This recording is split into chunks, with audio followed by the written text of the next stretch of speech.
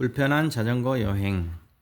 시간이 마법을 부렸다. 10분 전만 해도 죽을 것 같았는데 지금은 천국에 와 있었다. 왼쪽도 오른쪽도 내리막길이다. 우리는 산마루에서 한참을 쉬었다. 삼촌이 아이스박스에서 시원한 복숭아를 꺼내 돌렸다. 딱딱하고 차갑고 달콤한 복숭아였다. 희정이 누나가 복숭아를 먹으며 투덜거렸다. 왜 이렇게 맛있는 거야? 이러니 살이 빠져? 누가 자전거 타면 살 빠진댔어? 누가 자전거 타면 살 빠진댔어? 안 먹을 거면 나 줘. 동혁이 형이 손을 내밀었다. 희정이 누나가 반쯤 남은 복숭아를 등 뒤로 숨겼다. 나는 복숭아 씨를 알뜰하게 갉아먹고 숲속에 던졌다. 10년쯤 뒤에 와 보면 복숭아 나무가 자라있을까? 힘들게 올라왔는데 금방 내려가려니까 아쉬웠다. 만석이 형이 호루라기를 만지작거리며 긴장한 얼굴로 말했다. 내리막길에서 속도 40 이상 되지 마세요. 앞에서 속도를 조절할 테니까 추월하지 말고. 안전거리는 10m 정도 벌립니다. 무난히 형이 먼저 출발했다. 무난히 형이 부는 호루라기 소리가 점점 멀어졌다. 50m 정도 거리를 두고 우리도 출발했다. 가장 먼저 선 만석이 형도 구비를 돌 때마다 호루라기를 불었다. 처음엔 천천히 내려가다가 금방 속도가 붙었다. 탄력받은 자전거는 가만히 있어도 점점 빨라졌다. 핸들에서 손을 떼고 날개처럼 팔을 벌리면 온몸이 둥실 떠오를 것 같았다. 귓가를 스치는 바람소리가 시끄러웠다. 속도가 높아지자 타이어가 벌떼처럼 웅웅 소리를 냈다. 속도계를 흘낏 보았다. 40, 43, 47, 50. 수가 점점 올라갔다. 살짝살짝 브레이크를 잡지 않으면 끝도 없이 올라갈 것 같았다. 바람 때문에 눈물이 찔끔찔끔 나왔다. 그래도 멈출 수 없었다. 굽이길을 돌 때는 맨 앞에 선 만석이 형이 더 시끄럽게 호루라기를 불었다. 맞은편 차선에서 차를 운전하고 오는 사람들이 번개같이 내려가는 우리를 보고 깜짝 놀랐다. 내리막길도 한참을 내려오니 팔이 아팠다. 우리는 흥분한 들소떼처럼 달리고 또 달렸다. 속도계에 나타나는 거리가 눈 돌릴 때마다 바뀌었다. 내리막길로만 8km를 달렸다. 내리막길이 끝났지만 탄력을 받은 우리는 힘껏 페달을 밟아 달리고 또 달렸다. 이참에 아예 대구까지 가 버릴 수 있을 것 같았다. 저만치 앞에 다리가 보였다. 무난히 형이 다리 난간에 앉아서 우리를 기다리고 있었다. 다리 옆 샛길로 들어서자 식당이 나왔다. 나무 그늘 아래에 시원한 대나무 평상들이 있었다. 우리는 자전거를 세우고 대나무 평상에 들어 누웠다. 삼촌이 말했다. 일어나. 일찍 와서 20분 정도 시간이 남았어. 등이 평상에 붙어버렸다. 딱딱한 대나무가 이렇게 시원하고 편안한 줄 몰랐다. 삼촌이 재촉하자 다들 웅성거리며 저항을 했다. 삼촌이 소리를 질렀다. 물놀이 안 할 거야? 모두 벌떡 일어났다. 우리는 최면에 걸린 사람들처럼 삼촌을 따라갔다. 식당 울타리를 지나 20발짝쯤 걸어 올라가자 물이 보였다. 바닥의 잔돌이 보일 만큼 맑고 깊고 넓은 계곡이었다. 나는 물을 향해 달렸다. 끔찍한 바위를 딛고 껑충 뛰어 올랐다. 햇볕에 비친 수면이 눈부시게 반짝였다. 우리는 미친 듯이 물놀이를 했다. 수영도 하고 잠수도 하고 서로 물 먹이기도 했다. 천국이 따로 없었다. 언제 힘들었느냐는 듯 다들 힘차게 놀았다. 옷도 신발도 흠뻑 젖었지만 걱정할 게 없었다. 자전거를 타면 금방 마를 테니까. 삼촌이 밥 먹으라며 우리를 불렀다.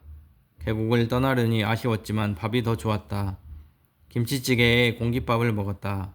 형들은 3공기, 누나들은 2공기씩 먹었다. 반찬도 싹싹 긁어 먹었다. 아줌마를 고생시키는 건 나쁜 짓이라며 동혁이 형과 은영이 누나가 쟁반을 들고 주방에 가서 반찬을 퍼날랐다. 밥을 먹고 30분쯤 쉬다가 출발했다. 고맙습니다. 내년에 또 올게요. 인사를 받는 식당 아주머니 웃음이 씁쓸해 보였다. 삼촌이 밥값을 500원씩 깎아 달래서 그런 것 같았다. 식당을 떠나자 곧바로 더운 기운이 몰려들었다. 도로에서도 열기가 이글이글 올라왔다. 프라이팬에 누워있는 물고기 기분을 알 것 같았다. 다행히 오르막길은 더 나오지 않았다. 날씨가 안개 낀 것처럼 흐리멍텅했고 목욕탕처럼 푹푹 쪘다. 쉴 때마다 물을 마셨는데 한도 끝도 없이 들어갔다. 덕분에 삼촌이 물을 나르느라 바빴다. 시원한 물은 금세 동이 났다. 미지근한 물은 마셔도 마신 것 같지 않았다. 만석이 형이 주의를 줬다. 조금씩 자주 마셔. 물 마시고 체하면 고생한다. 그렇게 물을 마셨는데도 오줌이 마렵지가 않았다. 물이 몸에 들어가자마자 땀으로 나와버렸다. 열심히 달리고 잠깐 쉬어가며 우리는 대구를 향해 달렸다. 대구에 가면 깜짝 놀랄 일이 있다며 삼촌이 우리를 궁금하게 했다. 대구 찜질방 앞에서 오늘 일정이 끝났다. 어디를 봐도 텐트 칠 곳이 없는 번화가였다. 반바지에 민소매, 미니스커트를 입은 사람들이 지나가며 우리를 바라봤다. 새카맣고 냄새나고 지저분한 우리가 신기한 모양이었다. 말짱한 사람들을 보니 우리도 신기했다. 구경하면서 구경당하고 있을 때 삼촌이 나타났다. 오늘은 여기서 잔다. 지하 주차장으로 자전거 옮겨. 이 더위에 찜질방? 동혁이 형이 토하는 신용을 했다. 삼촌이 피식 웃으며 말했다. 너 얼음 방이라고 들어봤냐? 아니요. 이 안에 고드름이 주렁주렁 매달린 얼음 동굴이 있다. 사람들 입이 벌어졌다. 하루 종일 새까맣게 구워져 뜨끈뜨끈한 몸으로 당장 고드름을 껴안고 싶었다. 우리는 재빨리 자전거를 옮기고 잼을 챙겨 찜질방 안으로 들어갔다. 샤워를 하고 찜질방 옷으로 갈아입었다. 지은이 누나랑 은영이 누나가 수건으로 양머리를 만들어 쓰고 나타났다. 나도 양머리를 만들어 봤는데 잘 되지 않았다. 내가 해줄게. 은영이 누나가 양머리를 만들어 주었다. 동혁이 형도 양머리를 하고 싶다고 했다. 하나둘 남자들이 모여들더니 은영이 누나 앞에 줄을 섰고 결국 모두 양머리를 하게 되었다. 얼굴 까맣고 털 하얀 양 목장에 온 것 같았다. 삼촌이 어디선가 큰 수건을 구해오더니 초대형 양머리를 했다. 저녁 먹으러 가자. 미리 얘기했으니까 찜질방 옷 입고 나가도 돼. 우리는 양머리에 찜질방 옷을 입고 거리로 나섰다. 초대형 양머리를 한 삼촌이 앞장을 섰다. 우리는 대장 양을 따르는 착한 새끼 양들처럼 줄줄이 삼촌 뒤를 따라갔다. 혼자라면 생각도 못했겠지만 뭉치니까 두려운 게 없었다. 사람들이 우리를 바라봤다. 멋지고 예쁘게 차려입은 사람이 많았지만 등에 대구 찜질방이라고 써진 옷을 입은 우리가 가장 돋보였다. 사람들이 우리한테 휴대전화 카메라를 들이대고 사진을 찍었다. 저녁은 갈비탕이었다. 뼈까지 쪽쪽 빨아먹었다. 빈 밥공기가 밥상 위에 수북하게 쌓였다. 밥을 다 먹고 아줌마가 가져다 준 마른 누룽지도 먹었다. 우리는 길거리에 줄지어 앉아 아이스크림을 먹으며 사람들을 구경했다. 늦지 않게 찜질방으로 돌아왔다. 늦어도 11시까지는 잠을 자기로 했고 그 전까지는 자유시간이었다. 상옥이 아저씨와 나처럼 누워서 뒹굴대는 사람도 있었고 인터넷 게임을 하는 사람도 있었다. 삼촌과 만석이 형은 자전거를 정비하러 주차장에 내려갔다. 누나들은 노래방에 들어가서 나오지 않았다. 영호 아저씨가 구운 달걀과 식혜를 들고 왔다. 저녁을 실컷 먹었는데도 또 들어갔다. 달걀을 4개나 먹은 영호 아저씨가 뒤로 벌렁 들어 누우며 말했다. 한 달만 더 달리고 싶네요. 상옥이 아저씨가 웃으며 말했다. 휴가가 그렇게 길어요? 휴가라면 얼마나 좋았을까요? 좋을까요? 영호 아저씨가 피식 웃었다. 불쌍한 우리 마누라는 내가 이러고 있는지도 몰라요. 일자리 찾아본다고 나왔으니까. 그럼?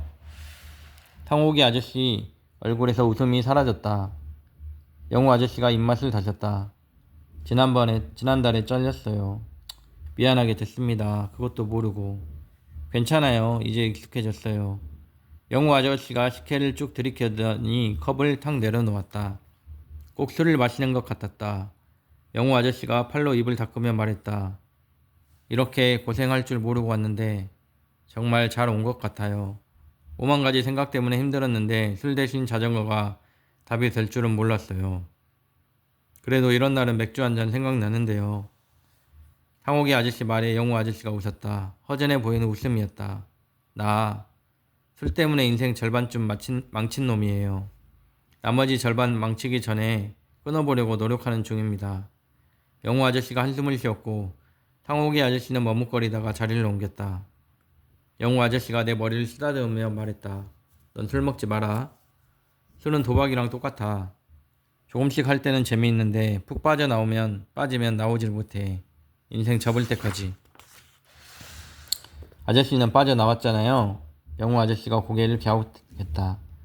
몸부림치는 중이지. 이제야 알 것 같다. 술이 고민을 다 해결해 주는 것 같았는데 그 고민이 다 술 때문에 생긴 거였어. 이제 술 대신 자전거 탈란다. 영우 아저씨가 식혜를 더 사러 갔다. 벌써 많이 마신 것 같은데 좀 걱정이 되었다. 자전거를 타면 식혜도 술처럼 끊기 어려운가 보다. 마셔도 더 마시고 싶었다. 나는 찜질방 안을 돌아다녔다. 우리 말고는 사람이 별로 없었다. 걸을 때마다 온몸의 근육이 쑤시고 당겼다. 나는 침대처럼 푹신하게 매트리스를 4장 깔았다. 베개를 베고 누우니 몸이 바닥으로 쑥 빠져 들어가는 것 같았다. 손가락만 움직여도 저절로 입에서 신음소리가 나왔다. 하지만 괜찮았다. 내 몸이 얼마나 열심히 일했는지 알기 때문이다. 내 몸은 불평을 할 만했다. 내일도 잘 부탁해. 나는 다리를 가볍게 주물러 주었다. 팔도 주물러 주었다.